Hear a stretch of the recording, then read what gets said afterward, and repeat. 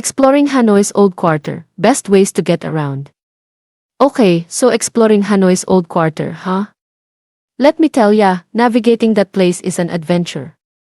I remember the first time went, total sensory overload.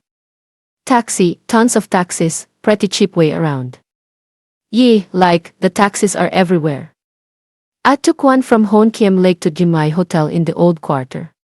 Cost me maybe 50,000 se, which is like $2. Such a deal. Bus connects Old Quarter with rest of city. Buses are an option, I guess. Honestly, I only took the bus from the airport. Don't know about inside the Old Quarter specifics. Train, no train line within city itself. No trains in the Old Quarter. Kinda makes sense, too narrow.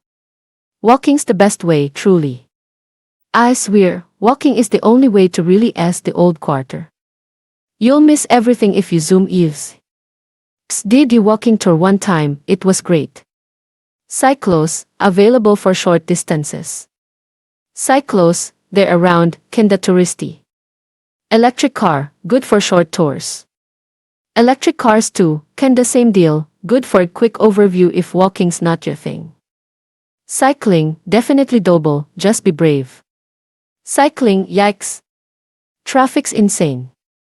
I admire anyone who can handle it, so some tourists trying, gave me serious anxiety.